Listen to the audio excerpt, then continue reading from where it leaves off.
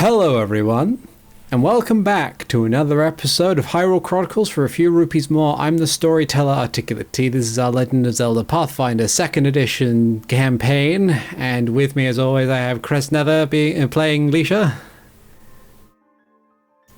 Hello everyone. I have Alvarans playing Anda. Well met.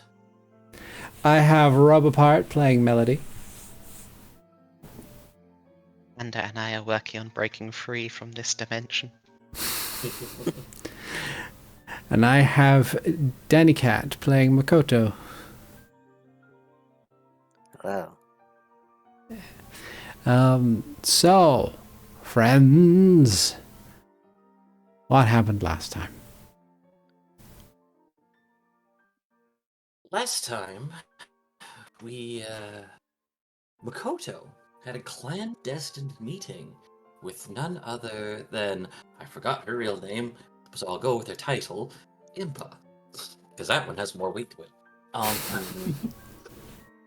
And after discussing some of the details regarding the missing lens of truth and the leads that Makoto still has yet to find, Impa had given Makoto a little froggy gossip stone to keep in contact with the Sheikah as needed. The next morning, we woke with Leisha, who had Renji, who'd undergone some changes overnight to a slightly more transparent fur with possibly blue wisps surrounding it, if I recall correctly. Mm-hmm. Following Leisha, we went over into the kitchens in Yotana, where the rest of the party was discussing the name of the group, which was settled on Phoenix Force. Not without Leisha trying to disengage from the situation before being grasped by the large hand of Anda and insisting that you are a part of this team, you have a say, even if you don't want one. Pulled back like a wet cat. But yes, Leisha did not quite learn that lesson, as before we were able to get work, Leisha disengaged again. And Anda took a few minutes to realize, wait a minute, no, she needs to help us pick a job. So Leisha and Anda had a little bit of a heart-to-heart as they dismantled Leisha's tent. And in order to make sure that Leisha accompanied Anda, Anda shamelessly stole the tent. I have your property, you shall join me.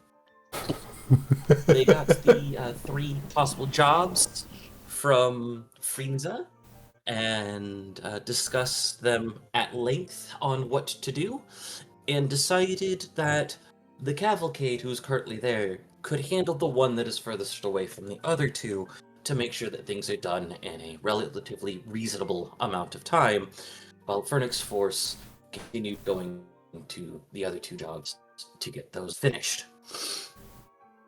As they left Yotana, they came across a giant knot rock, which happened to be the bag of Beetle, the traveling merchant. We traded some information, traded some items, finished meeting Beetle, some of us for the second time, mostly Leisha. And then we went on our separate ways after getting a mysterious potion, a compass, and a expert, or professional, technically, fishing set.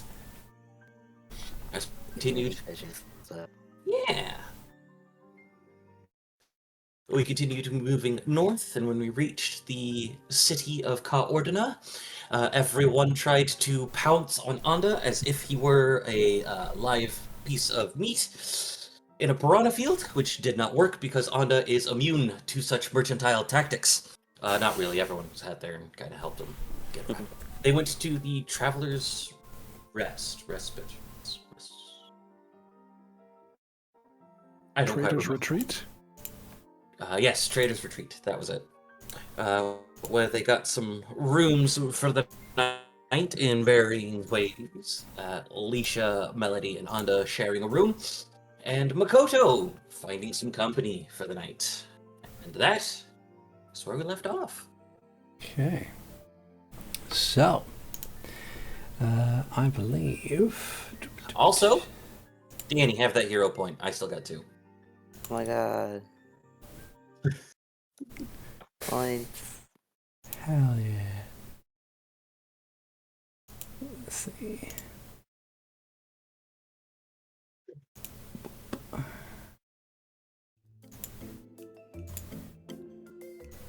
So feel free to adjust your volumes on the Indiegogos as you go, because the audio still has yet to be auto-balanced at some point. I will go through it. But Very fair.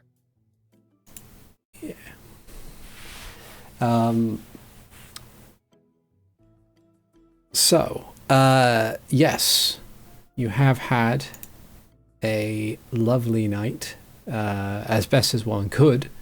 You are fully rested, in terms of anything you have, like whatever nightmares or anything you may have had are basically the normal ones that don't stand out from anything if you do have nightmares. Otherwise, you've had a restful No sleep. wizards trying to talk to us in our dreams. No wizards trying to talk to you in your dreams this time. Too early for that. Yeah, Melody could have that happen. Just another dream of Dad. But I don't wanna go to university. But yes. So you wake up on Rosso Day, the 18th of Bagua.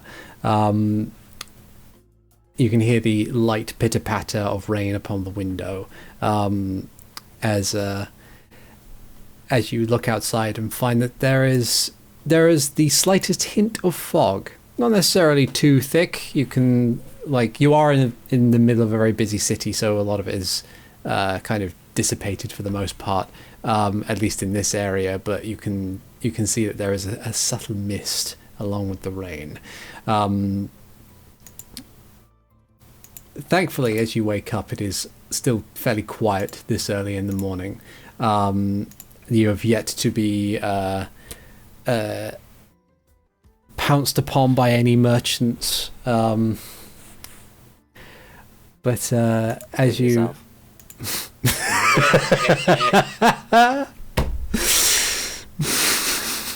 the question remains, who did the pouncing?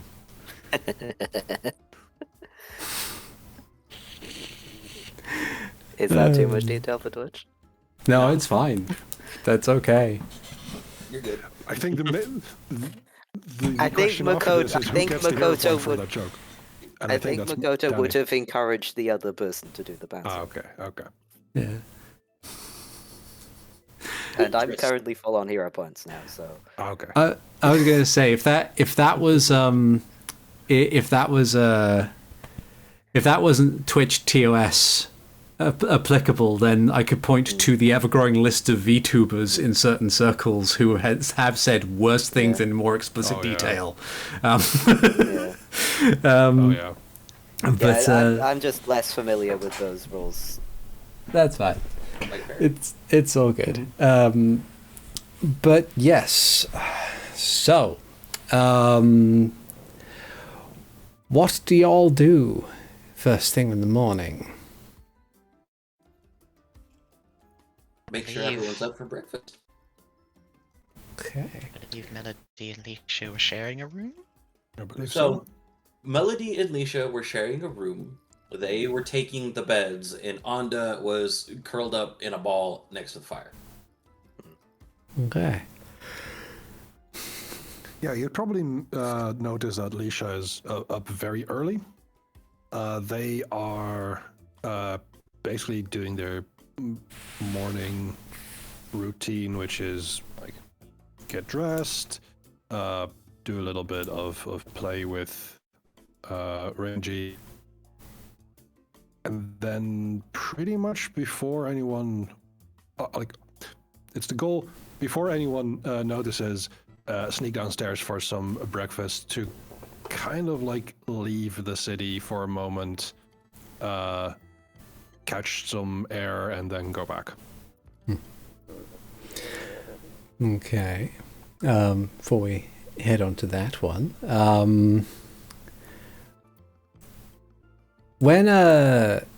So I'm imagining that in order of operations, people getting out of bed, it's Leisha and probably Anda at largely the same time. I guess it depends on like, because I imagine also. Makoto does wait for the other guy to wake up to thank him for the night, Mhm. and then we'll go downstairs. Yeah. That's fine. Because I imagine, like, as an aspect of Makoto's training, early mornings are basically a standard for you. So, Yeah. you are Very early. you are waiting Like, for He's just gonna wait. you are waiting for a fair amount of time because this fella's a merchant and probably is just kind of like I don't doubt that there are merchants who do get up early in the morning. This guy seems to just kind of be enjoying the comfort of bed. Yep. That kind of like he probably woke up at some point and then They're like, God, I wish I could do that. yeah. And then Melody afterwards, as you all kind of reconvene, Leisha, as you exit from the trader's retreat and head out the nearest gate, which in this instance would probably be the northeastern one. The gates have since opened, and there is a small trickling of people exiting and entering Kar Ordner at this time in the morning.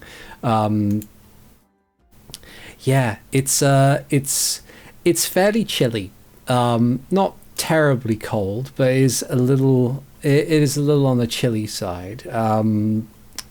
With a light breeze coming from the south and a little bit of drizzly rain on this mostly cloudy day, much like the day before. It is overcast at the moment, and as you stare out over what would be Hyrule Field, you can see that the fog does kind of get thicker and thicker as it goes on, and it cuts off your visibility by a fair amount. As you kind of wander through. Can I attempt to? No, go for it. Sorry, go ahead. As I wander through. I was wondering if I could try and predict the weather. Okay. Remind me how you do that. I attempt a survival check, DC 20 for normal weather, but it increases to 30 if conditions are poor, such as attempting to predict weather with impaired visibility. Ah. Very well.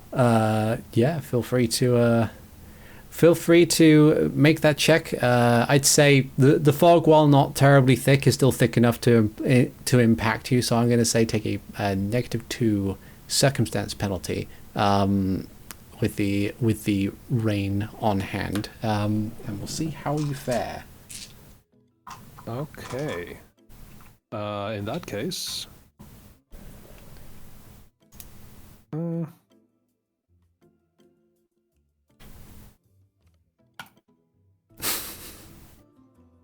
Would you like to make it fabulous? Be a 6. Sure. I would like to make it fabulous if I can reduce the hero points. There we go. So that would be a plus 15. No, you roll, and then if you get less than 10, you add 10. Or 10 or less, you add 10. That's the thing.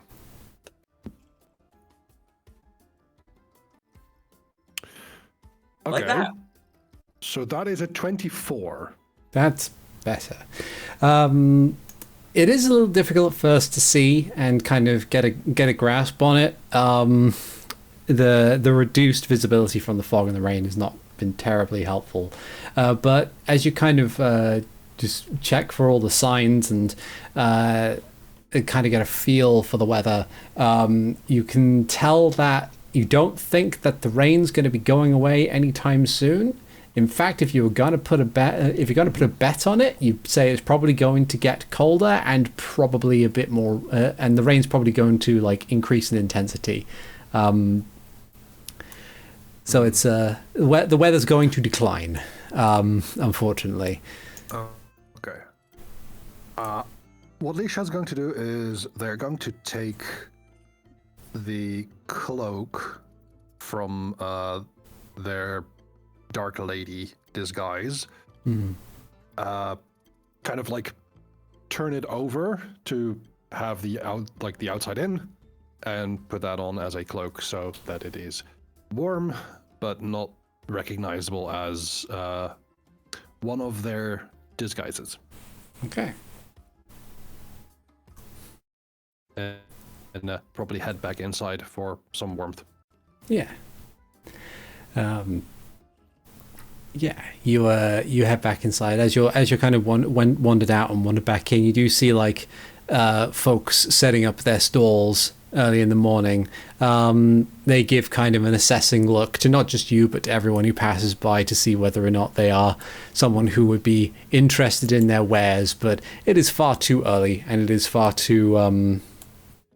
I guess the weather doesn't exactly help either, especially for sellers who are currently. Is there a butcher's or a fishmonger? Butcher shop or fishmonger nearby? Yes, actually, there is. Granted, there are a number of places within Cartordner that are centered around certain types of wares, but you do find a butcher's stall. Looks like somebody has setting themselves up. About a middle-aged woman, Zora. She's currently just opening up crates and reaching in to find like preserved meats to kind of prepare on a thing. She, if you approach her, she looks up to you and says, "Oh, hello. Yeah, forgive me. I am currently in the middle of preparing a number of things here. I may be some time if you have the patience." I will say in Zoran, do not worry. I was merely wondering if you have some second grade offcuts or anything. It's for my my pet, you see, and I'll reveal a bit of the cloak to show a Renji lying there in kind of like a stole around Lisha's neck. Oh. Yes, I think I have something. And she'll reach underneath the stall and will provide like some offcuts that have been like separated from some of the finer cuts for selling. So I can offer you these for let us say 5 rupees. Excellent. Then I'll be spending that. Oh, giving him the second grade meat. Okay, I see how it is. Yes, of course. Like if someone else wants to give that better quality meat as a treat, wouldn't say no. I'll keep that in mind. Just start spoiling Renji.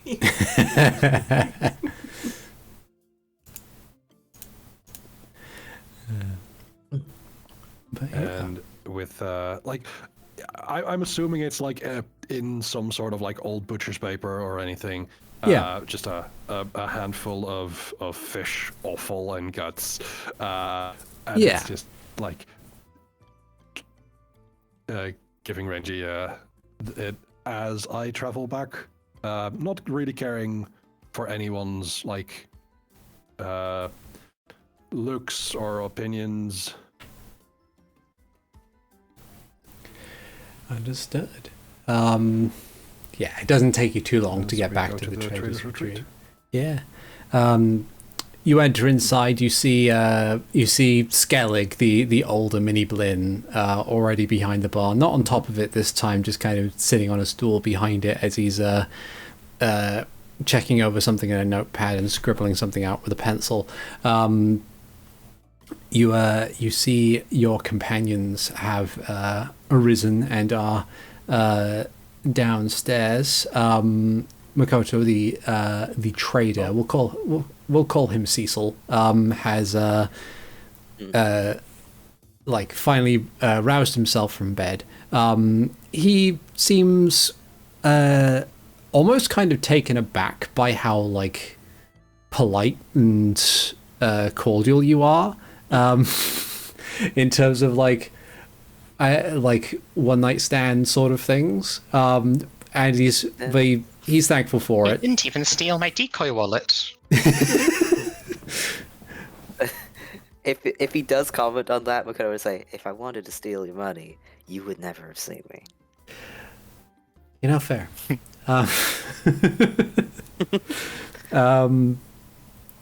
But yeah, he'll get dressed. He'll on his way out, before, like without even missing a beat and stopping, he'll put down 10 rupees, slide it to Skellig, and say breakfast is on me, and then just leaves. Hell yeah.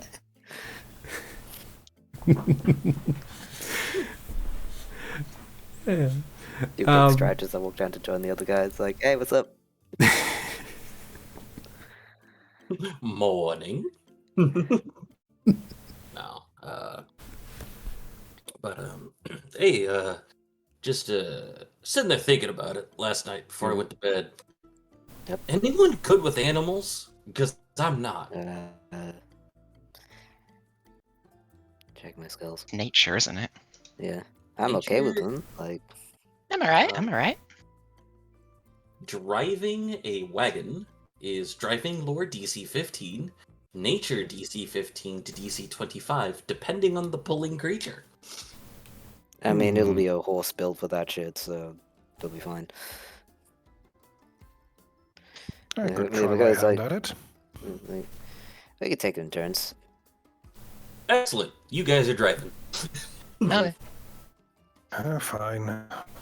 Melody will look up from the breakfast she's having, where she just crushed several of her chili peppers into it. How many do you eat a day? Well, I only have a couple. I ran out of Goron spice. There's a Makoto look raises an from eyebrow at Lisha that. at Onda, and then back at Melody. Really? Huh. To each their own? I need to get used to it. I suppose so. I'll make you a curry sometime. I look forward to it. And Lisha is going to scrounge up a little bit of breakfast for themselves. Okay. The breakfast that Skellig has on offer is a very basic set of things. A lot of it is stuff that can be prepared in a short amount of time. Oatmeal, toast, and various sliced meats and veg. Eggs as needed. Nothing that would take an inordinate amount of time to prepare. It's... Give me a sec. It's not bad. Like, it's edible, certainly, but you've had better in terms of stuff like this. As for offerings for Gorons, it's essentially, like... Surprisingly, Goron food is actually a little bit better in terms of, like... I think that it's very basic sort of... I guess by comparison, uncooked or sort of thing. It's kind of like an equivalent of oatmeal, I have a where feeling it's if they a do cook things, they would be grilling them. yeah. It's kind of like a kind of a sandstone sort of gravel, mixed with a few additional spices from some of the other regions. So it gives it kind of a kick. It doesn't have like tremendous texture, but it's definitely kind of like it's a taste that piques your interest. But yeah,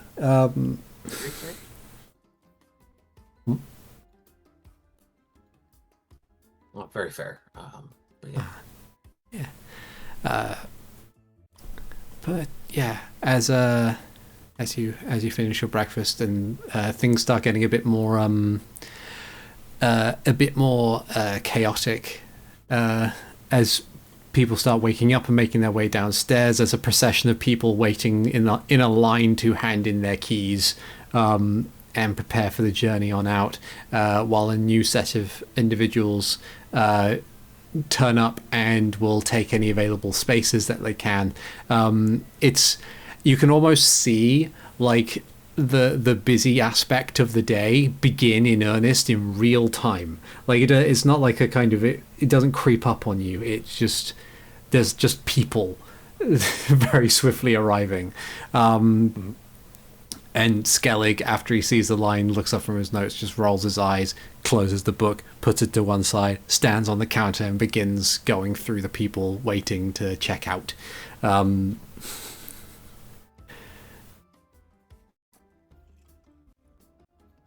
yeah. Well, take care of the things that we need to take care of here, and then head to the northwestern gate. See if we can get a horse and cart. Yeah. Well, we need 2 horses and a wagon, because a horse and cart will only be 2 people. Yeah, you know what I mean. Yeah. In transport. Okay. Yeah. I'm happy to go from Pathfinder to Open Transport Tycoon Deluxe.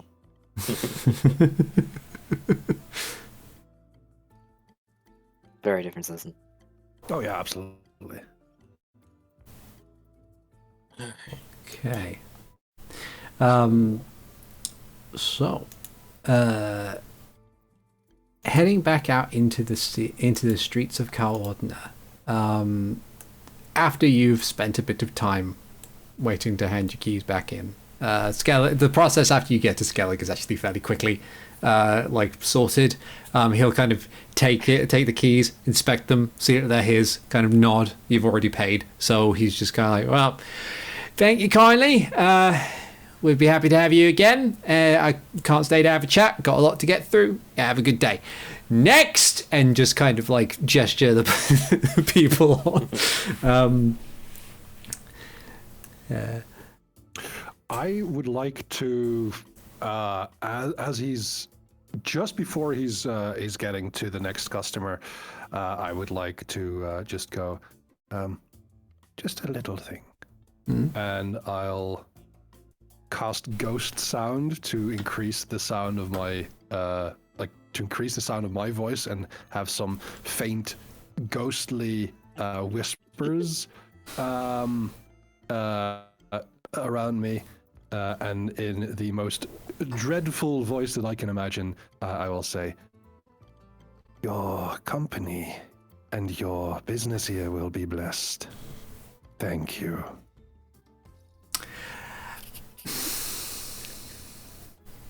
He kind of does the concern emote sort of thing, like with the hands in a prayer thing and eyes wide, and I'm just gonna put my hands on Lisa's shoulders and go, anyway. And then...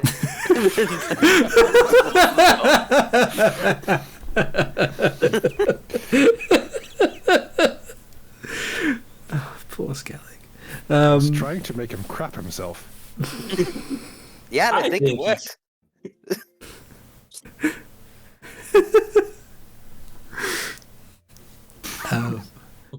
He has to have 5 minutes available in his day in order to process that. He'll get there. I'm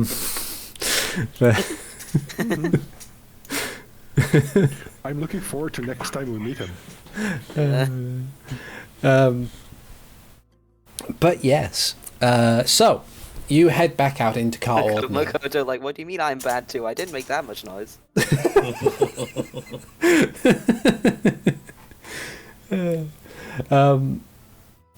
No, it was Cecil, was it, who made the noise? How do you hear his name? I pick up things.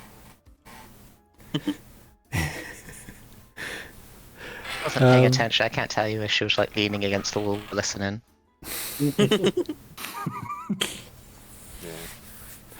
Yeah. Yeah, you make your way back out into Kal Ordner, and just like Trey's retreat, everything out here is still quite busy. Not as busy as it was yesterday. The rain is certainly doing a fair amount in order to kind of put people off going out and conducting business, but that's not going to stop others. And the procession of people in every direction seems to be still quite severe. But it doesn't take you too long after you get to after heading into the central square and then heading to the northwestern gate, you said? Yes, I believe that is where we're going to get to Hyrule instead, if I recall correctly. Understood. It's out the northwestern gate. But you were going to Rigenstead first? Yes. Okay, yep. Okay. So you head over to the stables by the northwestern gate, and you can see there are a number of people there. Some people arriving in order to stable their horses, others arriving in order to much more or less do the same business as you have that you are here to do. And you see a lot of horses in this fairly wide area. There's this as you kind of like appear and look around the place, one person who clocks onto customers like wanders over. They're a medium height Hylian with rosy cheeks and mutton chops and kind of a curly golden hair. He smiles to all of you and says, "How you do? Can I be helping you?" So I was going to ask, I believe Melody has a bigger diplomacy score than I do. Yes. Would you like to take the lead? And if you do, I would like to assist. Sure. Melody will be very friendly and polite, introducing herself and companions. Depending on how busy the guy looks like, starting with just a bit of casual chatter to be friendly before starting their inquiries about the horse and wagon thereafter. Okay. But yeah, like he'll entertain it as you kind of as you bring up the horse and wagon. He'll say, I see. Well, and he'll like does a count of all of you and says, before I sell you a product of some variety, is this your lot?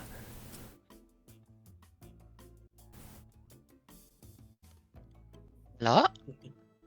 Yes, it's just the four. Yeah, we're the group. Well then, that means that makes it a lot easier for me. Now, I suppose a cart or a wagon in these instances is probably the best thing for it. I don't have any dungles in which your Goran friend there is able to ride instead. But that doesn't necessarily mean that the horses that we have are not exactly up to snuff, as it were. And he'll like lead you over to a set of horses that are all already having been inspected by other folks, of different breeds and varieties they are. And he'll gesture to a pair of draft horses that are just kind of in the stable. And he'll say, these two fellas here they're probably one of our strongest that we have available for sale. They'll be able to pull a couple of things of more than what you'd expect from a couple of horses, as it were. Now, of course, that's not to say exactly what it is that you need for them, but I will have to say, as far as quality goes, they did come straight from Lon Lon Ranch, so can only get the best horses from there. That's for certain. All right. So I'm thinking something like going to haggle price, and then it'd be something like Melody could roll diplomacy, and then if Makoto has animal handling or nature, they could roll that to inspect how good the horses actually are. I am going I to pet would the also horses. like to I'm petting the do horses. something of that kind, and maybe also add read aura to see if there's any. This is purely magical. Whether there's something is wrong with them. Okay. So let's start then in this aspect of negotiations. If you were to ask him for the price initially, he'd say, "Oh well, horses of this quality. I hope you understand. They have to part with them at a certain aspect. We would usually be pricing horses of this nature and quality about 450 rupees per horse, which is but you are getting what it is that you need for it, and that price does come with harness and tackle and all that kind of stuff. As for a wagon, one that would be able to allow your Goron friend there of his prodigious size in order to be pulled along and not have to go through the indignity of just walking beside the thing, that would set you back around about, and he'll stroke his beard a bit as he looks over to where there are a few wagons of fairly decent size. Say, you're looking somewhere in the region of 2,500 rupees of that variety. But admittedly, you only need the one. At least I hope you only need the one. You did say you only have the 4 people. So that is your starting price. That's 900 rupees for the horses, and then 2,500 for the wagon, for a total of 3,400 rupees. Yeah. Let's start then. Let's organize this in a bit of an order first, as you can tactical it. So what do you want to do first? If the primary role is diplomacy, then I'd go last. Yeah. And everything else is helping. So I would do animal inspection first. I am petting a horse. I have Okay. 3 hero points.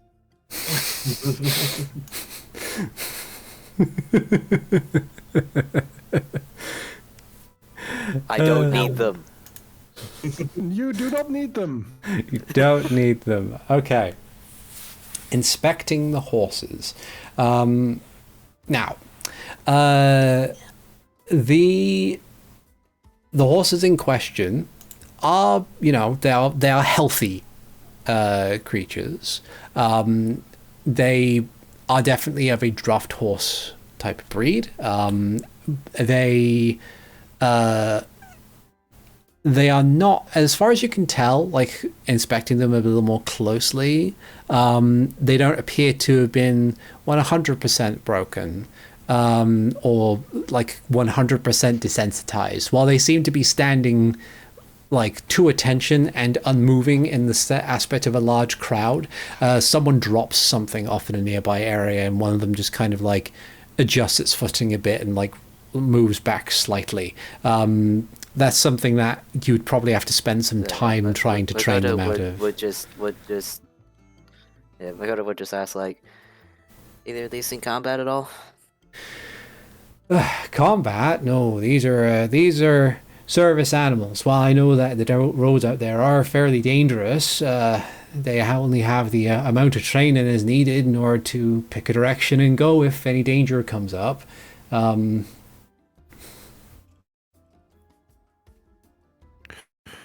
So we cannot be guaranteed that they'll stay put when we may or may not encounter some bandits on the road who might be making loud noises and the occasional spilling of blood. We are adventurers, so we are going to be heading to some dangerous places. Oh, I see. I probably should have picked up on that, given your attire and your armaments. But he shrugs. I suppose in that instance, if you're looking, old lady. I say, flashing my sickle. Yeah. he shrugs a bit and says, well, if that's the instance, if it's not suited to you, if you still want to purchase these horses, I could bring the price down a little bit. But yeah.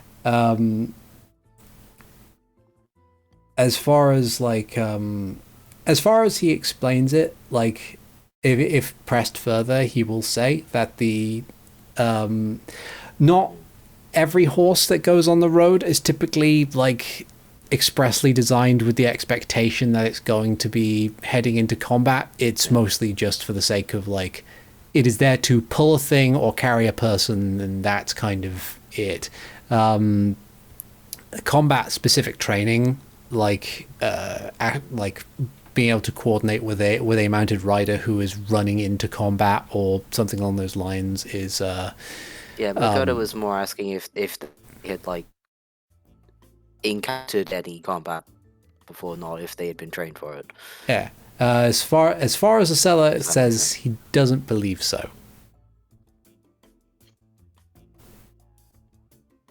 If asked, he'll say that they've been brought here from Lon Lon Ranch, like more or less. And Lon Lon Ranch is like between here and Hyrule Castle Town to the north, so it's not too far away. So it's like they probably got their were like bred there, got their training there, and then were then distributed down here for sale.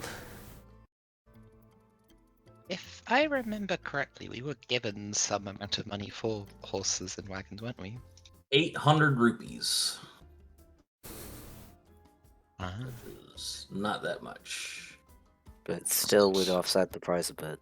It would. We would only have to, for full price, we would only have to pitch in 17 gold pieces, so 1,700 rupees. 34 was the base price, not Oh, 25. 34. I Yeah. see, never mind. Where did we get to 2,500 rupees then? The That's- cart alone.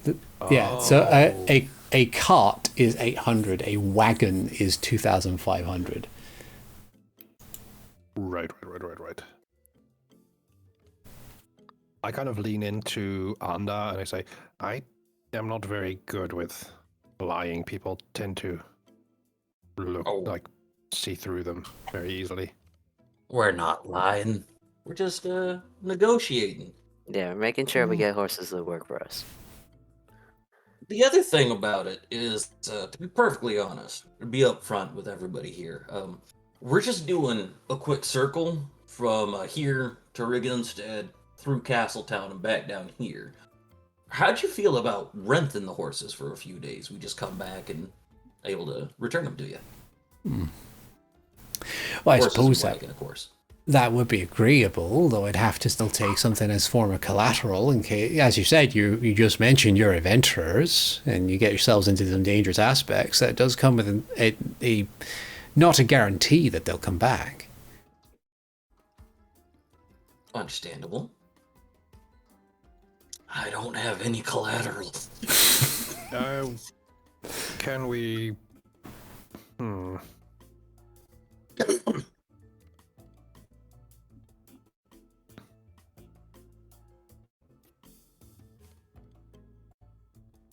also don't really have anything collateral. Would you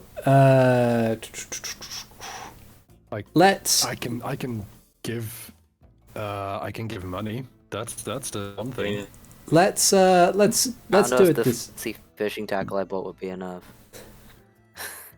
let's do a thing. What is everybody's perception modifier as I do a sense motive for everyone? 7. 7.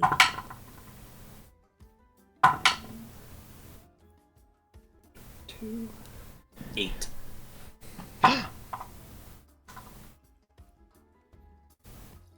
And Melody? 7. Oh, don't tell me I'm the wisest in the party. Oh yeah. Fuck. I have a +1. Same. So, Makoto Was and...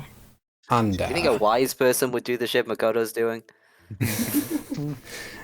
So Makoto and Anda, for the sake of it, there are different aspects that you can do in terms of negotiations like this. Collateral in this instance, if you have anything that is on your person that is valuable that you can leave behind in their possession until you come back with the horses and wagon as per required. Alternatively, you can also trade in things that are not necessarily coin. And that doesn't need to be physical items either. You can also possibly offer a service in addition to coin in order to acquire these items in turn.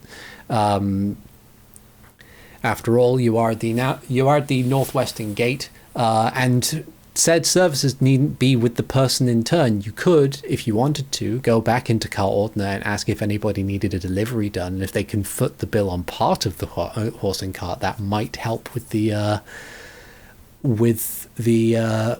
journey itself. There are avenues to explore.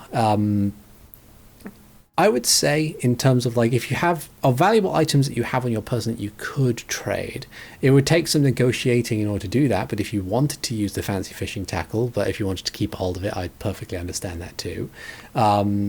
There's, as it's a trading town, there's probably at least one merchant who needs something taken to Riggensted post haste, given the nature of the town itself and its connection to the railway. Yeah, there's a lot that can be done. And of course, you have yet to actually start haggling the price, for a diplomacy roll has not been made in order to haggle the price down. Meanwhile, diplomacy, I'm at +8. That would be Melody. I'm at +13. Yeah. There you go. Yeah. Meanwhile, as in terms of reading aura for magical sensing, these horses in particular appear to be completely mundane. There hasn't been any magical adjustments made to them.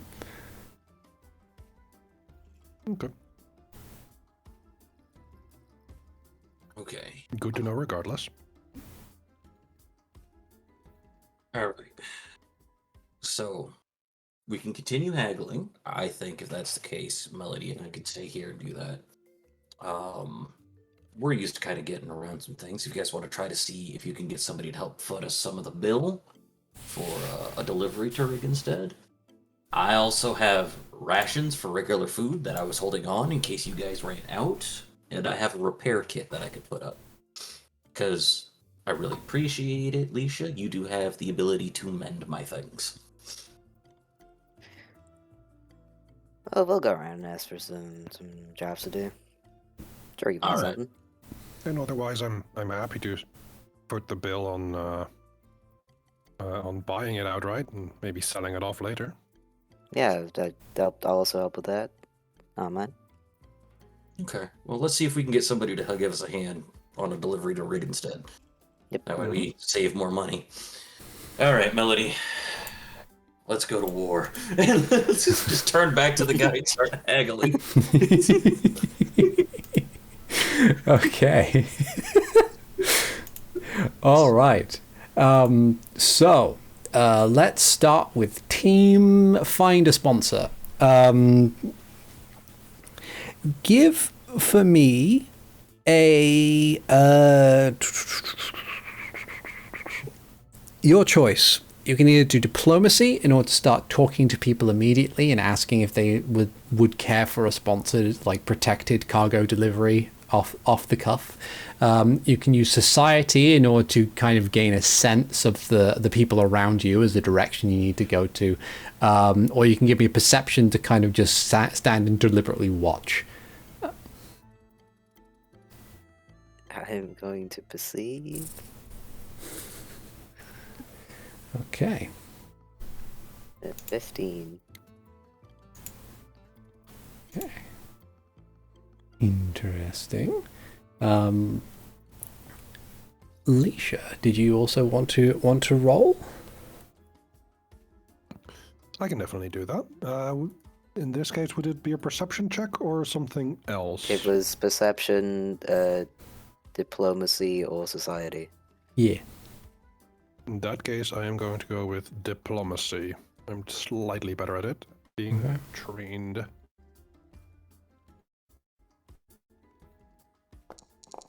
21. Okay.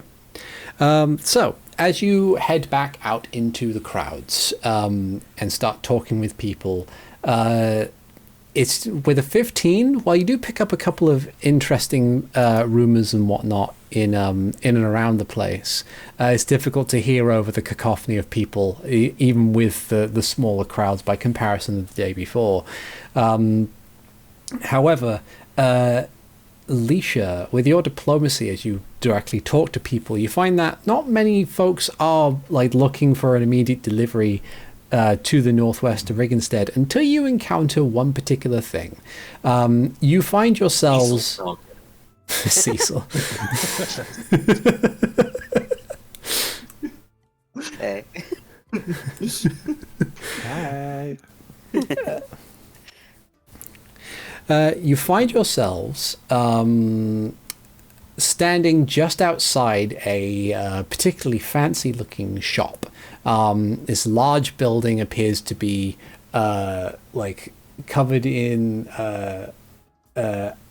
ornamentation reminiscent of an alchemy set. As you stand outside Liquid Excellence, which appears to be a bar of some kind. Okay. But as you are standing outside there, sitting at a table under an umbrella are two individuals. One person appears to be a smaller, stockier moss cloak Goron. They have like their rocky back has lines of green running between the cracks, and they're sitting in a very pensive posture. Hands clasped together. And they're sitting across from a well-dignified, slim-built Hylian man, well-dressed, has black hair tied back in a ponytail with a long black ribbon. He seems to be sitting and sipping on a cup of what appears to be tea or coffee and assessing it a little, and then as he kind of like puts it down, a smile graces his lips and says, "Well, Gogoro, this is quite a marvelous piece of I suppose culinary engineering. Well done. You say you have stock available?" "Yes." And the Goron nods and says, "Yeah, sure. Well, I need to get it to Rigenstead, of course. There's Rigenstead and where else? Sarkoza's going to be a long ways away, but I've already got folks for that. But I'm hoping that it could be just the thing that folks need. That'll, pick me up in the morning. That'll not cause you to grimace, as it were." I'll try and sneak up to the person and go, "Rigenstead, you say?" The two people kind of look over, like the Goron like jumps slightly, like he's a bundle of nerves, and the gentleman looks over and raises a brow, then looks back to Gogoro, who says, "Yes, he's like looking left and right. And the man just kind of like gestures his hands like, "Go on, introduce yourself. This is part of business." Course, me or you? No, Well, you started it now. Well, in that case, I am Lisha. I am with a group of adventurers called Phoenix Force. I'm Makoto. I'm also in that group, and I'm still with you.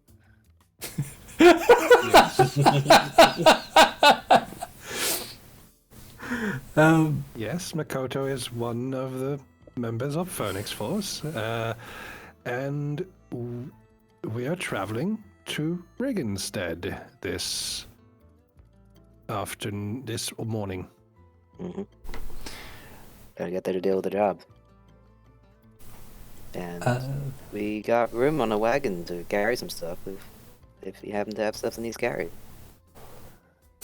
The gentleman kind of looks over to Gogoro and smiles and says, "Well, aren't you fortunate?" And Gogoro like looks over like once again like yes, of course, I have a couple of crates of a new brand of coffee that I wanted to provide to the rail workers at Rignstead as part of a larger closed test for a product, as well as Sarkoza as well, just to kind of get a larger demographic. We already got some heading on the way to Hyrule Castletown. We were just I hadn't gotten around to sorting out couriers for it yet. Of course, well, it's been a. I'm sure. a I'm sure that- one-time thing, but we can expediently support some transport.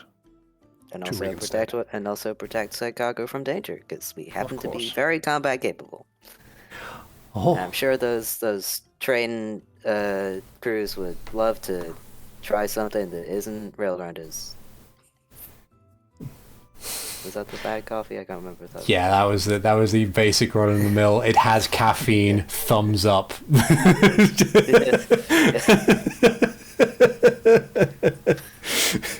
Rail grinders. It's like Rail When there's grinders, nothing it else. exists. exists. Congratulations, you were found the rock bottom. Yeah. The guy says, sure. I'm happy to. Of course, I understand that you probably don't want to. They can't simply do it for free. So, what would be? Yeah, usually people are paid for their work. Oh yeah, I understand. Of course. What would be your asking price? Our starting rate is What would be the standard rate for something like this? 4,000 rupees. Makota just laughs out loud at that. Shut up. No, sorry, that was really fun. We need 27,000 or 2,700 rupees is what we. Yeah. But we're probably not going to cover the entire price with one delivery. Look, I'm trying to make a profit here. Can we make a roll to figure out what the normal price for something like this would be? Yeah, give me society or law trade if you have it. No. I don't I want have that. an untrade society. 14. Okay. 14 or 17. And 17 on my end. Jobs of this variety, you're going from one town to the next one immediately. It's about like by horse it's half a day, by foot it's a day's walk. Doing so would probably run like, I'd say that would probably put you back about 500 rupees of a cargo of this variety. It also does depend on the cargo, like how valuable the cargo is, or as stated by the person asking for the delivery. Okay, so my offer was a little bit unrealistic. Yeah. That's why I played it off as a joke. Might be able to push for 800. Alicia kind for of just looks expedition. at For- Makoto. I'll push for 700. Okay. Gogor kind of like thinks a moment. And you know, mention some of the things our body's capable of, like we've got someone who's big and strong. We got like some incredible healing magics.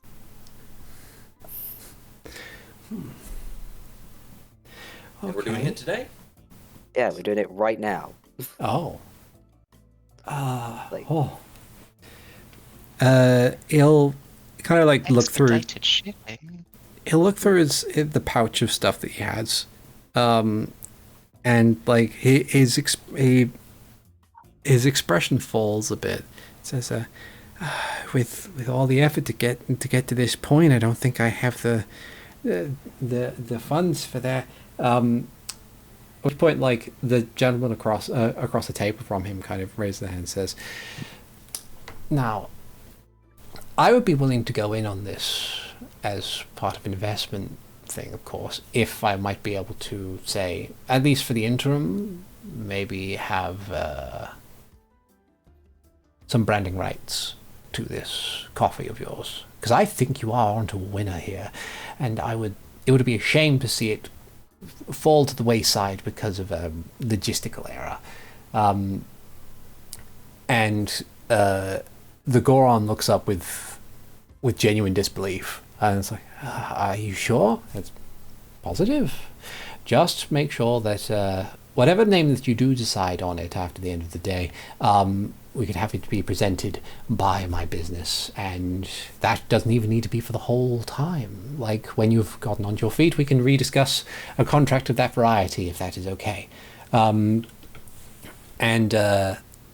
The Gogora says, "Of course,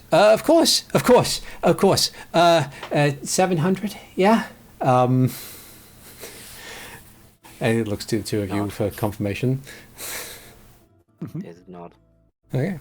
Yes, he'll kind of reach forward and offer a hand to shake. That's what you said. Yeah. Shake hand. There's thank you. I'll go to the. If you're heading out soon, I'll go to the warehouse to get that. Go to the northwest gate. Yeah, understood. I'll get the supply.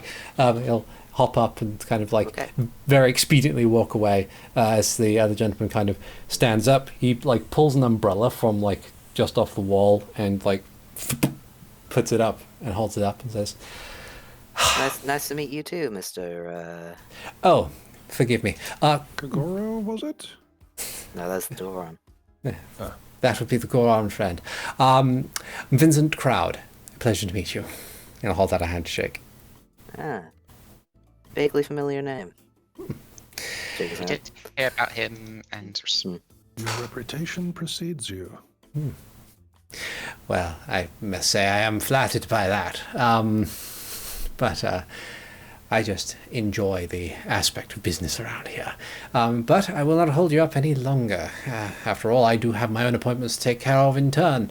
But he'll kind of fish through a thing and he'll present to you a coin pouch.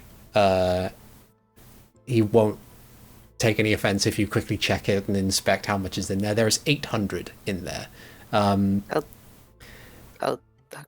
I'll just like heft it a bit. Yeah. For checking the weight. Yeah. There's a little extra. Just to be certain. After all, I am very impressed by this business venture that Gogoro is offering, and I would be a fool to miss out. Now, Yeah. I shall leave you to your business, Phoenix Force. I do hope the journey is at least enjoyable. And he'll nod his head, and Have a pleasant day. he'll walk off into Carwardner at a leisurely pace. As he's out of earshot, there is a visible shiver from Lisha, and it's just capitalists.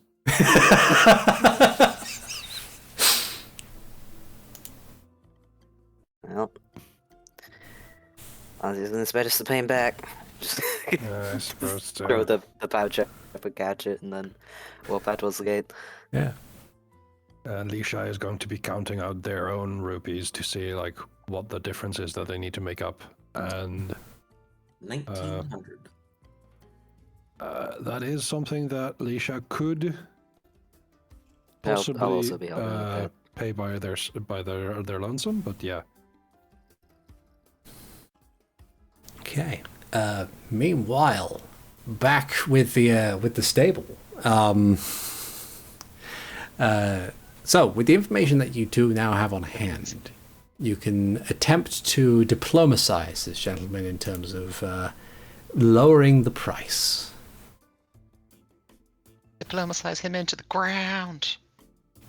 So I'm going to ask GM, oh great benevolent storyteller, with the nature check that Makoto rolled earlier, would that be a +2 aid to Melody? Yes. Or did you want to do this as a separate? Okay, cool, excellent. Yeah.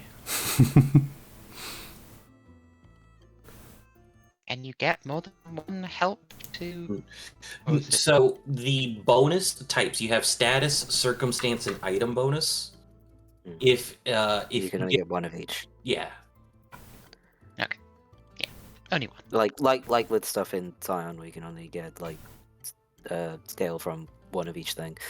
Okay, let me see. If I do this, then I add a +2 circumstance, and then roll. Natural Holy 20 for shit. 35. Nice. Impressive. Okay. Gonna pay us to take these horses off him. So, By the time Makoto and Leisha get back, Melody's just chatting with him like they're lifelong friends. Somehow has discovered when his wife's birthday is and giving him recommendations for a present. Has somehow convinced him that you're his long lost niece. let's see. Just doing some quick maths. in my Anda's head. just glaring at the people who are like getting impatient for trying to get a horse right now. It's like, no, we're working. Also, since this is a diplomacy check, if Melody has in fact convinced this person that she is his long lost niece, it must be true. Maybe. But yeah, as you kind of get to talking to him and utilizing the information you've been provided before, like the questioning of the quality of the horses and convincing him of the work needing to be done, after a while he says that he's willing to reduce the total price by quite a substantial amount for purchasing the horses, and lower still for renting, though not by too much from that standard. The total price now, as he kind of gets into it, looks to have gone down from 3,400 to 2,600. He's reduced the horses respectively to 300 per horse, which is the base price for a horse, and he's taken off 500 rupees from the wagon. So I it would think be that's pretty good. 1,000 after everyone gets back together that we still need to pay. Yeah, easy to do. Yeah.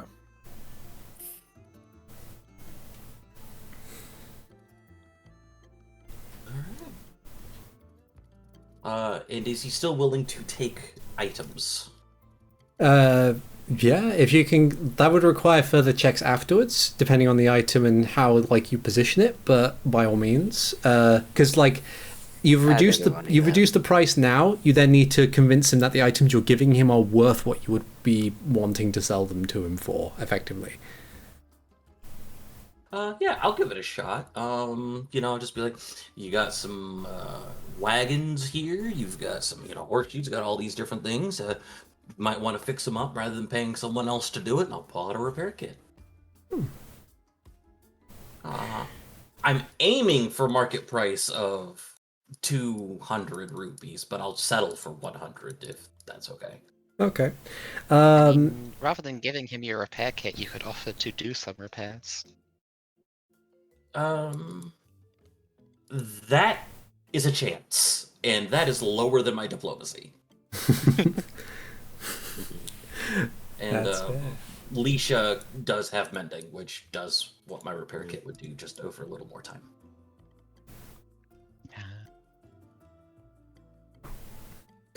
Okay.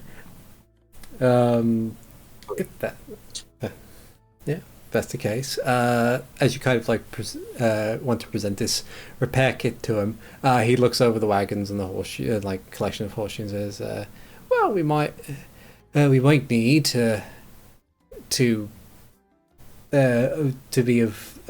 need spares of that variety. If you want to, feel free to give me a diplomacy, or if it is higher, you may use crafting instead. But as you because as you start to rattle off like your expertise or like your training in terms of like crafting things and repairing things as you need to go, but that's entirely up to you. My crafting's only 6 compared to 9 for diplomacy. Okay. 11. Want to make it fabulous? You know what? Yeah, I got 2 of those. Let me do it again.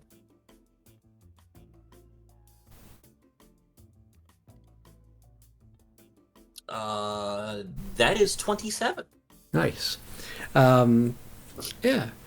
He'll kind of like look over the repair kit and think, well, we do have a lot of those tools already, but again, spares ain't a bad shout. I'm willing to knock off 150 from the price if you want. Okay. Sounds fair to me. So then that would be 850 out of pocket.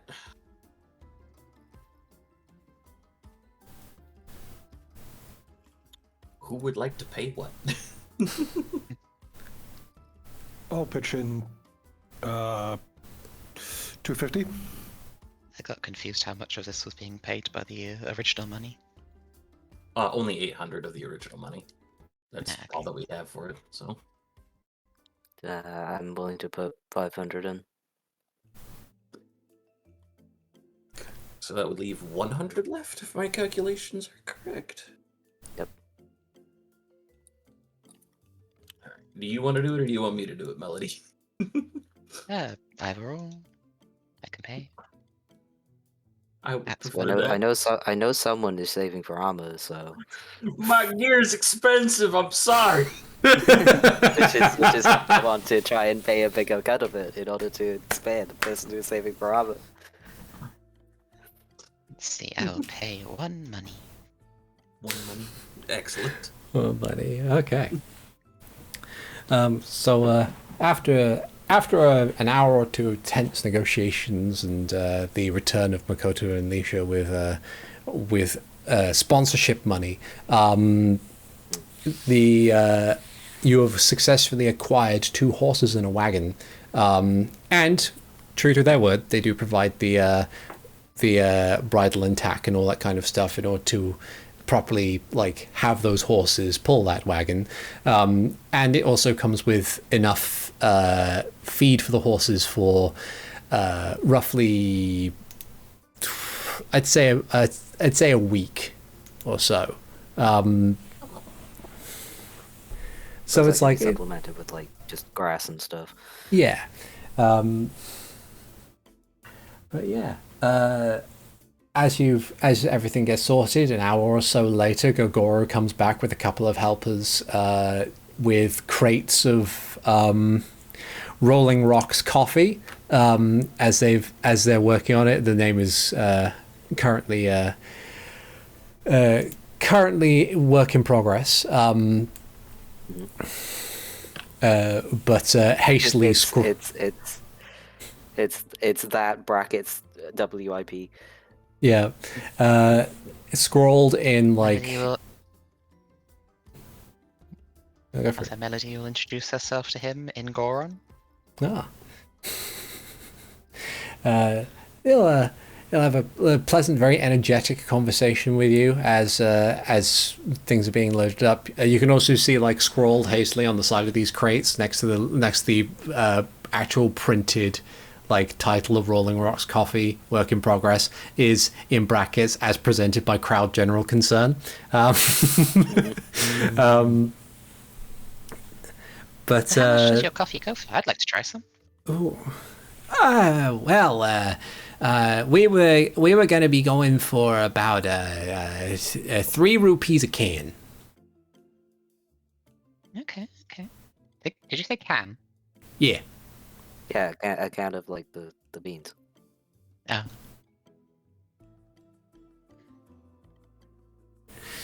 Melody will buy some coffee. Oh. You've acquired how many cans are you acquiring? Yeah, just the one. Just the one. You acquired a can of Rolling Rocks coffee. Excellent. On behalf of Crowd General Concern and Rolling Rocks Coffee Limited, thank you for your purchase. And thank you for delivering these up to Riggins. It's actually very good of you to do this. We appreciate it greatly. Well, we're all getting something out of it. Just pat him on the shoulder. But yeah, and with things loaded up and the day still young, is there anything anybody wished to do still in Riggins before making your way out of town? To Riggins. To Riggins. Anything you want to do in Riggins? No, before you get to Riggins, I will get there eventually. Well, it's a long drive. What's the drive first? I'm happy to try my hand at it. Okay. I don't really have any plans in Cordna at the moment. I'm not sure about anyone else. No, none here. Okay. Then a nature check, was it? Yes. Here's hoping.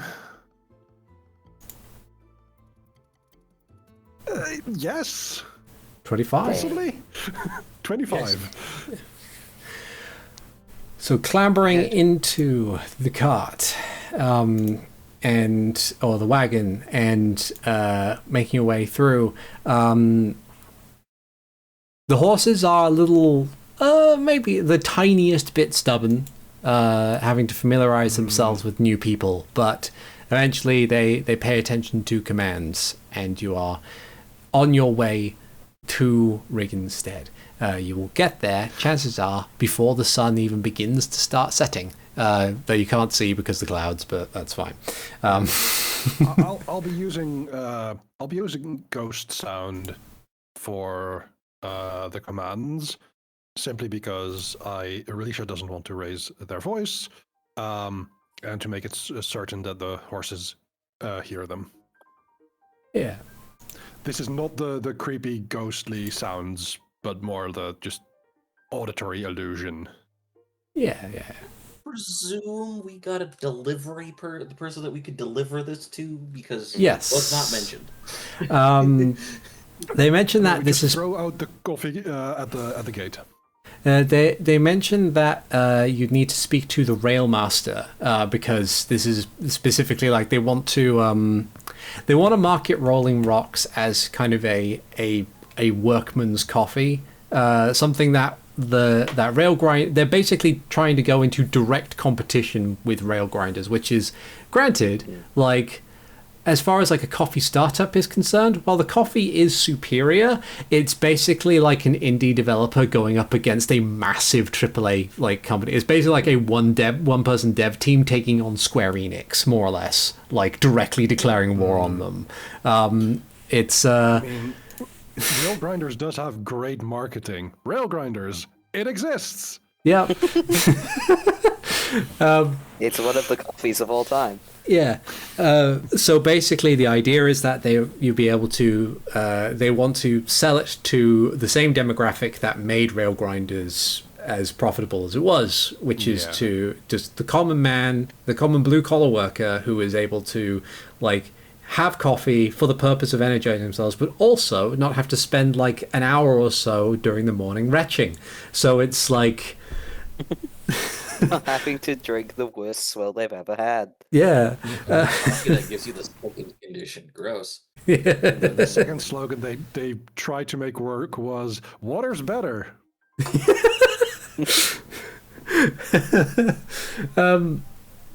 So yeah, they've kind of come to an agreement of like, we'll provide you with these crates. Technically drinkable. Yeah, we'll provide these crates for free to your workers as long as you can give us like a survey at the end of it. Sort of thing, and also spread word of mouth sort of stuff.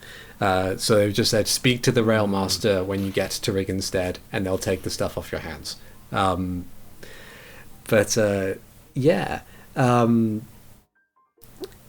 turn, the journey northwest, as you're kind of riding along, what is it that everybody is doing?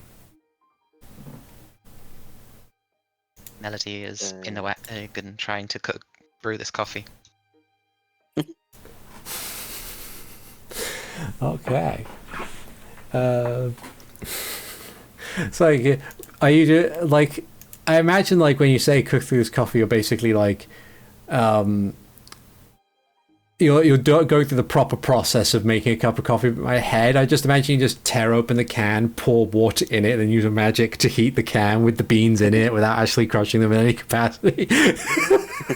I'm just saying, a snack here in the U.S. at least is chocolate-covered espresso beans. Yeah. Just saying. That's fair. That's fair. Well, we want some for everyone, right? Right. Right. Oh no. Oh, Um, what a shame. Did you bring enough to share with the class? how common knowledge would it be to know how to brew coffee? I would say, to be honest, like given the prevalence of something like rail grinders, I'd say it's probably like fairly common knowledge at this point in time. You need to. Also, if her dad works at the University of Wizardry, there's no way he works at university and doesn't know coffee. Yeah. Quite fair. Yeah. But yeah, normal process is you grind up the beans, you have hot water strained through them in order to make the drink itself, and then optionally you're able to add things like cream and sugar and all that kind of stuff in order to drink it. Coffee is typically best preferred warm. I don't think they've gotten to the point of developing iced coffee just yet at this point in time. I have a question for people who do this. Is a cheesecloth porous? Yes. Okay.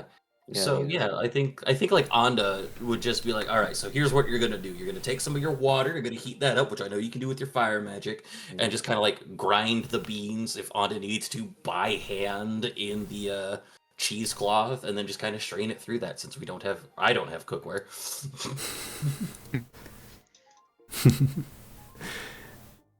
Would you like some coffee as well, Ander?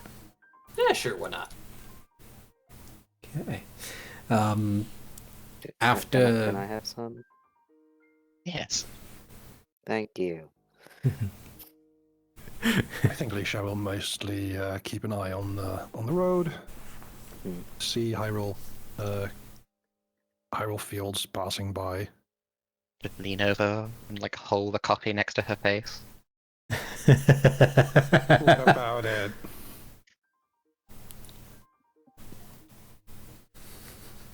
They will take the coffee. Makoto will fine tune the whatever fire is being used in order to make sure it's the exact right temperature. Hell yeah. But yeah, after an appropriate amount of time brewing some of this coffee, and like making a cup for everybody doesn't use the entire can. You still have plenty left over. You find that the coffee itself is fairly pleasant. It's a lot smoother than you'd expect for what is normally a fairly bitter drink. And it's like you probably wouldn't like take a drink and then be like, oh, this is the best thing that's ever existed. It's good. It's coffee. It's coffee. It's coffee, smiley face emoji. Like Instead of it's coffee, full stop. yeah. But yeah, the it's nice. And like it encourages you to kind of like sip on it carefully or slowly as opposed to chug the whole thing down. And you are all kind of like pleasantly buzzed for the next few hours as you continue on the road to the northwest. Watching Hyrule Field go by, you can see that there are like this road itself is quite busy in its own way. You pass by several people as you go along, but otherwise the trip itself is actually fairly uneventful. You pass by the Road Watcher's Tower that usually sits at the midpoint between two settlements, and you find yourself coming up to Riggensted fairly soon by comparison. Time-wise, it's around about mid-evening by the time you get there.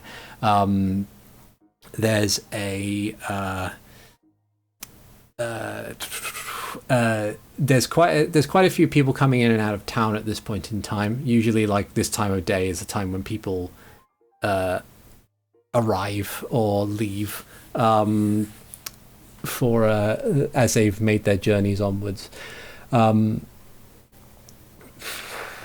The town itself is much different compared to how it was the last time you as players have encountered it. Previously, Riggensted was a settlement, trading outpost. There was a tavern, there were a few farms, and that was about it. Now, though, Riggensted is a center of development and the site of the Royal Rail Line, essentially the grandest engineering achievement that has occurred within Hyrule in recent memory. The railway spans across the continent of Hyrule, going from its most eastern point, being Zora's Domain, going across the under the Lineru and Akala mountain ranges, and just south of Hebra, along the northern part of central Hyrule, before heading towards Eldin to the west, and then further beyond towards the western frontier, unclaimed by any nation other than the people who have decided to go there for the sake of their freedom and for profit, whatever the case may be. You can hear the clatter. Yes? Could you do a secret roll for the attitude of the rail master towards Lisha?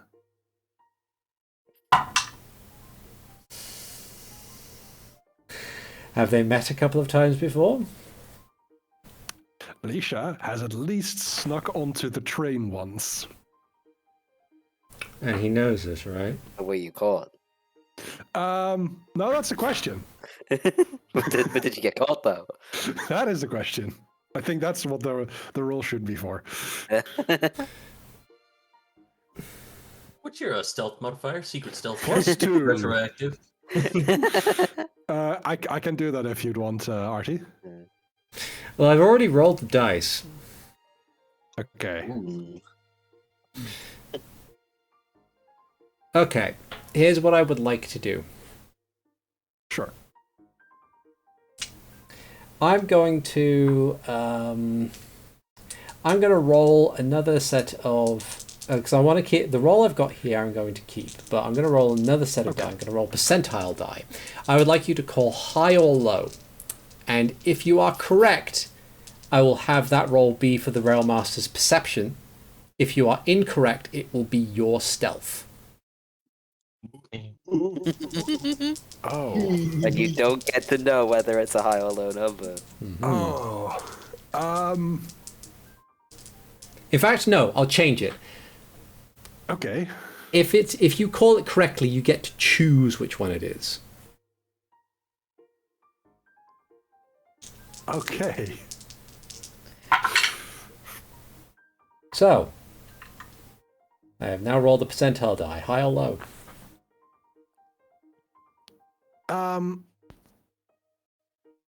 To clarify, Yes. I have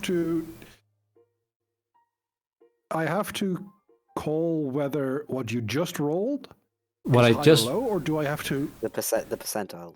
yeah. do the percentile? Yeah. Yeah. Okay.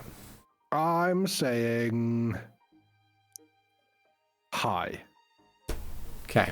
In fact, what I'll do is I'll do a percentile roll publicly in the dice roll, so that we know, because that's only fair. Okay. High. What would you 68. like? Yeah. What would you like to? What would you like the D20 roll I roll in secret to be?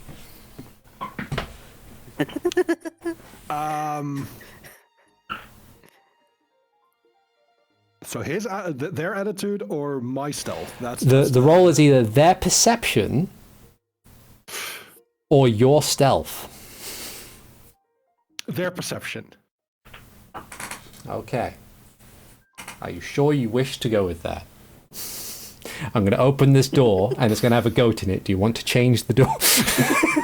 Yes, I would like to change my answer, because that's what you do!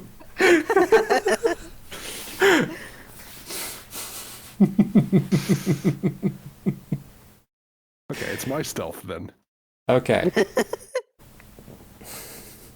If that is the case, and I'm going to keep stacking this to build this, would you like to spend a hero point to make it fabulous?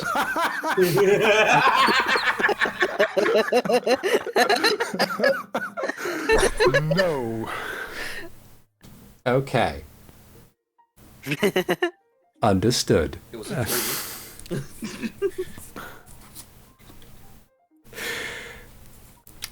So, let's change the music back to town music now that you're in the town.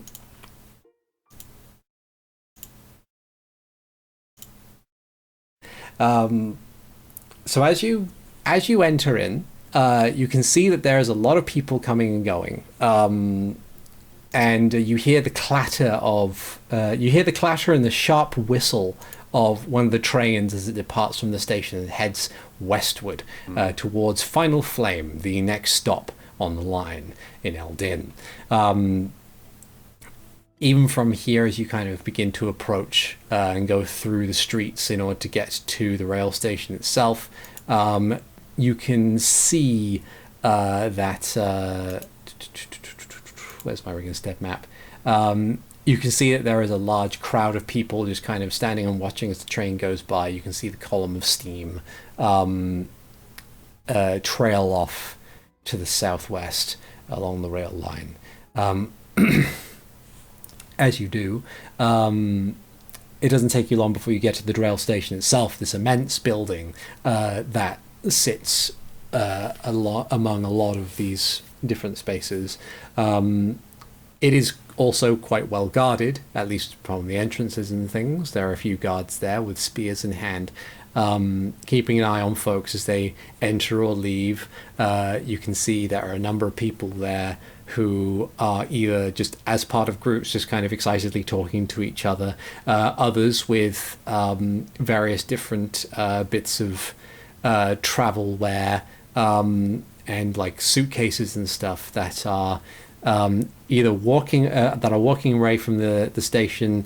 They appear to either have the look of dejection, quite possibly not having been able to afford their way onto the train, or they are looking a bit more ragged and a bit more dead in the eye, as they have had to give up on what they probably believed to be a significant dream of theirs in order to come back to Hyrule in order to simply survive.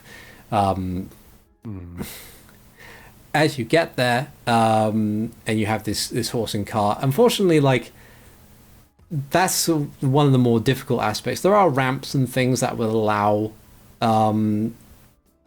horses to get through to get to the other side of town, but otherwise it's quite clear that the general consensus is if you have a horse and cart and you're going to like Necluda, you'd probably want to like go around Rigenstead as a whole.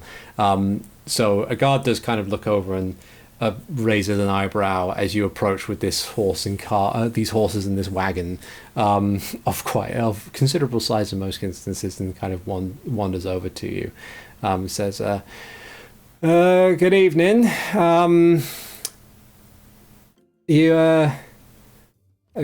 going to be quite difficult for you to get through the station with that. Everything all right? We're actually in a park. I believe we have business in town. Oh. It's a business, actually. We're delivering some of this. As Onda kind of hops out from the back of the cart and lifts up some of the can of coffee. We'd like to talk to the railmaster about this, and we're also looking for what was her name? Wendy Whitney. Pulls out the letter. Wendy Brigginson is who we're looking for. Ah. Yeah, Adventure's doing a job for her. Well, yeah, give me a moment. He kind of like hops back up the stairs, pokes his head around the corner, and there's a mumbled conversation before he comes back down. Says, "Just fetch the railmaster for you." Right. In the meantime, Wait. Wendy Brigginson. He thinks says. According to the letter, she runs a boarding house here. Oh right. I mean, truth be told, there are a lot of boarding houses. Oh yeah, obviously, but might narrow it down a little bit. I think maybe they're back towards the gate entrance to the east. Point you basically back in the direction you just came from. There are a lot of proper boarding houses there, rather than just folks who are like renting out a room or a bathroom for the night or something. Always worth going in that direction, I suppose. As he's saying this, the railmaster for Riggensstead makes his appearance around the corner. He's a fairly broad-shouldered, much older Hylian gentleman with a big bushy moustache. He kind of like looks over the collection and like he freezes as he lays eyes on Leisha, because the die roll that I got was a natural 1. I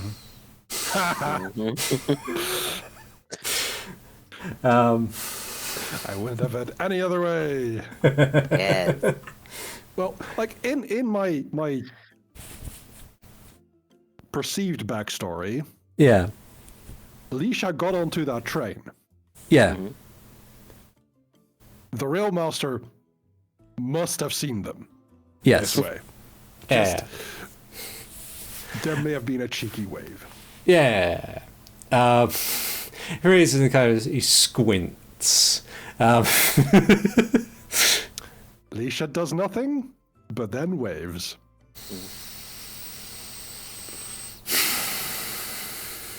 Hi As I- there. We're Phoenix Force. Here to bring you some coffee. Some new coffee. Yeah. None of that sludge you've been drinking. On Didn't know we were behalf supposed of to be doing marketing. on behalf of insert that guy's name here that I forgot.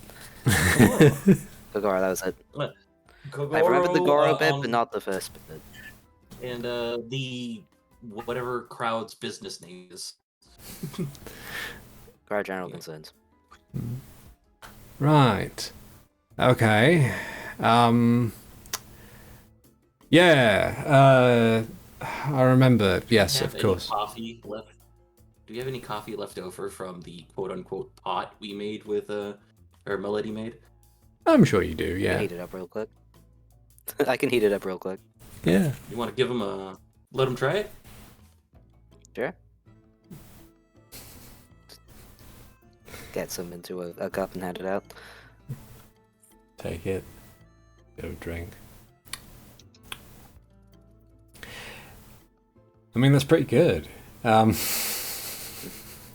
Sure is coffee. Completely free of charge. All the stuff in this wagon. I pat the wagon. If you give him a survey and how you like it and an endorsement at the end. Right. Well, yeah, sure. That's fine. Honest opinions welcome. Oh, of course. I mean, like, if it'll serve a much more pleasurable purpose compared to the others. I'm sorry, and he just kind of like points at Leisha. It's like, I know you. You do? Oh, you do? Yeah, you snuck onto the train a few months ago. No, it didn't. Just look over and raise an eyebrow. Okay, fine, I did. Leisha. But I needed to get to Zora's domain. You could have like taken a boat or something. Like,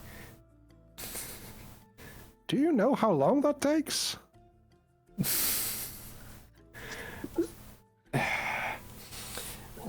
like he kind of like he like his I shoulders. hitched a ride. I didn't kill no one. His shoulders slump a bit. He looks skyward, and just look. It's been a Besides, long. you didn't catch me then. It's not the point. It'll make you worse. No. Look, it's been a long day. It's been a lot to deal with. I will let it go for now, but I mean, you better. We brought you coffee. Stop it. Leave. We'll get on with our business in town and get out of your hair. Alright. Thank you. If it would help, then if you were to take the... It'll help for the sake of getting it to where it needs to go a little faster. If you were to take it to the south end of town, there's a road that heads towards the actual workshop and maintenance building. Just on the southern edge, Right. past the Lowgrave Temple. You'll be able to get there in time. It's okay.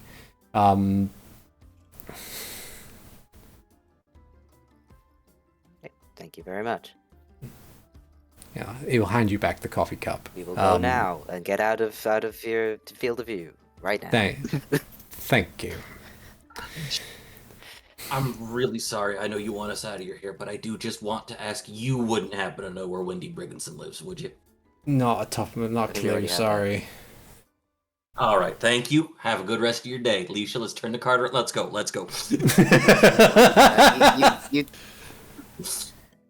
You get the fuck out of here.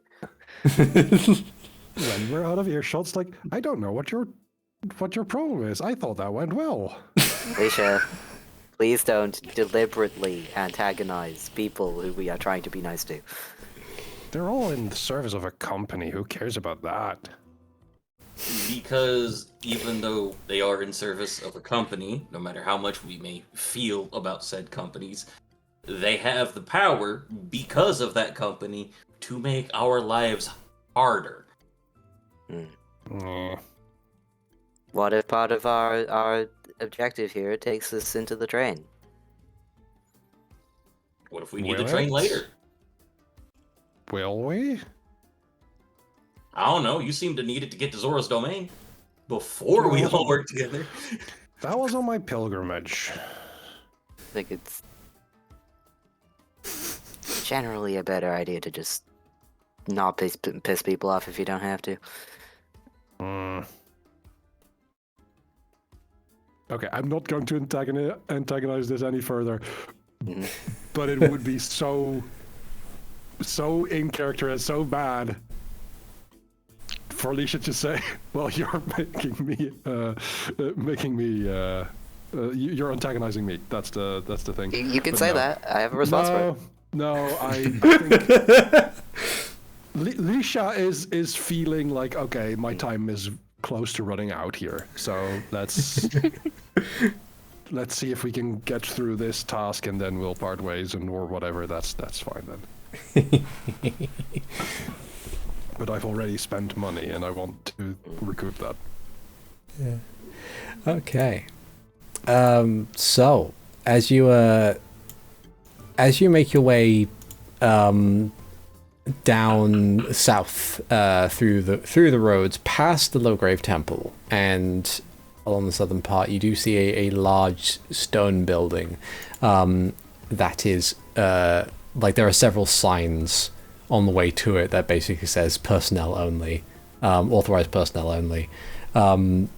As you get there are a couple more guards similarly dressed than to the ones at the rail station who will stop you, and for the sake of expediency, as you explain things to them, they will take the coffee off of your hands and bring it inside and thank you for your business. And there's plenty of space for you to be able to turn the cart around and head back into Riggensted proper. As you get there, did you want to find a place to park your horses and wagon before you... Yeah. Yeah, there is a suitable space for which you can stable the horses if needs be. It doesn't take you too long to find a proper area. I'll have to look up how much stabling is if you wish to keep them there overnight, but I'll get to that next time.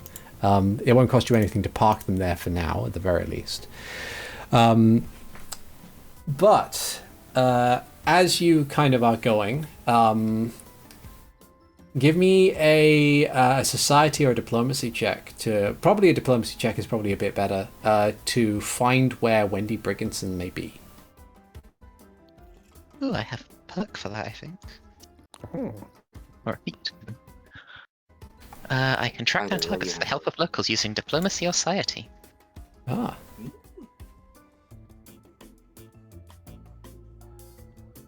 Yeah, go for it. Oh, then. Go for it. 18. Nice. With an 18, it takes you a little bit of time before eventually you do find a boarding house in this area. From the sounds of it, as you get close by, there is the sound of an argument coming from the top floor. Sounds very loud. As you go to approach the door, you seem to be meeting at the same time as one other person. This individual appears to be wearing heavy kind of leather attire, very practical sort of thing in a darker coloration. What stands out to you the most, however, is that this Hylian woman appears to have in one hand a staff, which is tall with a crystal ball at the end of it. Slung onto her hip appears to be a war pick, and her hair, which seems to be in this long braid, like long central braid. If you think like Rumi from K-pop Demon Hunters, that sort of hairstyle, but instead of purple, it's two-tone black and white. She has a pale complexion, and there is a distinctive symbol on her jacket of a horned bird, and she's just raising a hand to knock on the door as she kind of looks over to the four of you and stops, thinking, wondering whether or not it's polite or not to let you go first, since like getting there at the same time. Does that horned bird ring any bells for me? I would say you wouldn't need a religion roll to note that that is a symbol of Yvelis. The lawful evil god of judicial punishment, effectively. And that's kind of hitting that one flashback of mine, right? Yes. Okay, I'll be a little bit cautious. Just gonna look at her gear and say, hypothetically, are you here to look into the incident going on here too? Yes, in a sense. Although I suppose in certain businesses that is,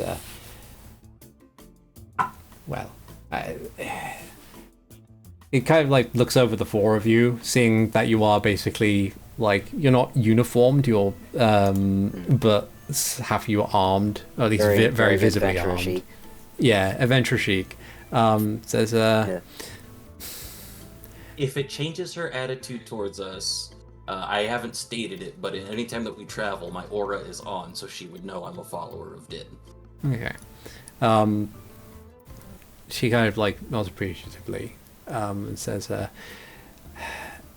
I suppose I am following a lead all of my own. But I suppose I would not object if our paths are intertwining somewhat.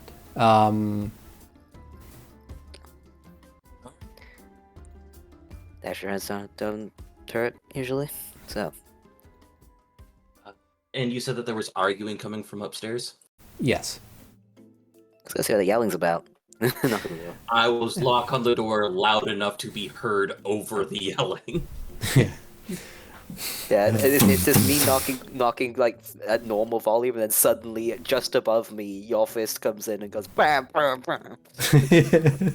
Top knock, yeah. Yeah. So as you're entering this, so there are 3 stories to this building. So as you knock loudly enough, the arguing does not stop, but the door does open as a short, heavy-set Hylian woman with curly brown hair and kind of a simple attire opens the door and then kind of looks at the 5 of you and it's like, Hello. hello, can I help you? And saying that in a form of, can you help me? We present her with the letter. Yeah. Four of us are from the Sapphire Har. We're here to give you a hand. It's like, oh, fantastic! The 4 of it, and looks over to the other woman who We don't know her. She's apparently also investigating something. She's a bonus. she's a bonus. It's like, you don't have to pay her. I wouldn't say It's like, see, Unless you want to, like that's up to you. the woman kind of bows her head slightly. Says, Inquisitor Nadine Farwell. I'm mostly here. Society? Yeah, go for Have a it. name and a title? Yeah, Why not? feel free to society or religion. Religion works too. Oh boy, yes, much better, please. I will make that fabulous. Okay. I'll keep my 27. That's 19 for me. All the dice are landing on the results for me. Yeah, that sounds about fair. Yeah. But like, I don't know what that is. So with a 19, I would say, actually a 14 works too in this instance. You would know that a lot of Evilesian followers, or the Evilesian Church, has its own brand of inquisitors. Not necessarily ones to keep like religious canon sacred. It's more the fact of just black and white justice is very much the order of the day for many of the followers of Evilos. Even though the deity itself is quite cruel and tyrannical, people of any alignment typically follow said deity because they believe that, like, they are very much law and order type folks who believe that the word of the law is sacred and must be upheld at all times. Evil. Yeah. That's why they're lawful evil. Yeah. Yep. So the church has its own branch of inquisitors who act as like detectives and more or less vigilante like enforcers, effectively. Hyrule Judge Dredd. Yeah. Yeah. And while each of them will have and even within this capacity, a lot of them will have their own interpretation of what is right and what is wrong and how one deals with those who break the law. It's because you have people who are like, the law must be upheld, but doing so in order to maintain the law long term is important. So you do get people who follow Evilas who are like doing like outreach work or handling lawbreakers with a more gentle hand and saying like, okay, so what led you to break the law? How can we fix that so you don't do that again? While you have others who are focused on the punishment side. is the important bit. People won't break the law if they are afraid of the punishment, so we need to focus on the punishment, and that sort of thing. They're cops. Yeah, they're cops.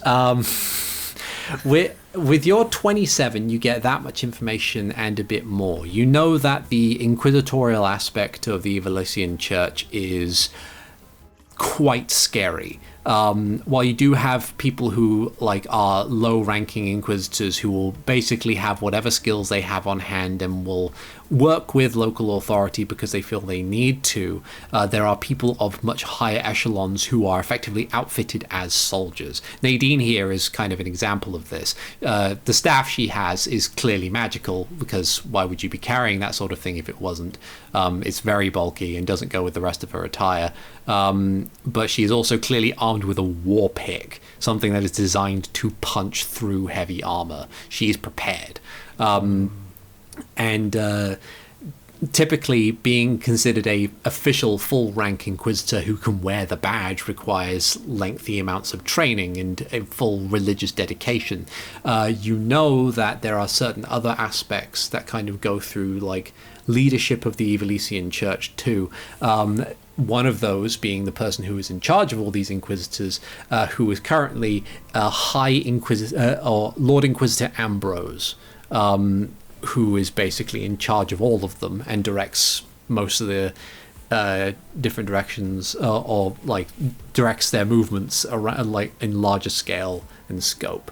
There's also the High Pontiff, who's basically the scholarly religious head, basically the Pope for the Evilesian Church. So this Hyrule Chronicles, we do have a pope. You do have a Pope, yes. Also, it's what if cops were a church? Yeah. I was going to ask, is it a pope or is it an anti-pope? There's only an anti-pope if there's already a pope. Yeah. That's true. Like the pantheon of Hyrule is one of those things where it's like there isn't really a deity that like each one has a unique opposite. Like the number of good gods typically outnumbers the number of bad ones. But it's like, and even then, it's all kind of like based around different things in turn. Like you'd probably see of followers that followers of Evilis will typically squabble with followers of Lustrig most often, because Lustrig is just a bit of a shithead by comparison. He's a mischief maker. It's the church of adrenaline junkies. Yeah. He's there specifically like, I am a problem because I'm doing it on purpose because of this sort of thing, and that gets on Evilis's nerves. I'm going to say with the 4, Makoto's just heard some scary stories about them. Yeah, that seems fair. But Nadine introduced herself in that way, and Wendy kind of like eyes go wide a little bit, but kind of like keeps her composure just a bit more and says, okay, feel free to come on in. I'll try and explain a bit more on the inside, as she kind of opens the door wide. And hear the noise upstairs. Yeah, I'll explain. And she'll let you all in. As the door closes behind you, we will end the session there for the night, as we are over time. Yes. So thank you everybody so much for listening / watching. I have been Articulate T, the Storyteller. This has been Hyrule Chronicles for a few rupees more, our Pathfinder 2nd Edition Zelda campaign. And with me, as always, I have had Cressnether playing Leisha. I can also be a bit of a shithead. I have had Alvarez playing Ander. Prepare for next session, where it's going to be 2 hours of theological debate between the religious people. I've had Robo-Pirate playing Melody.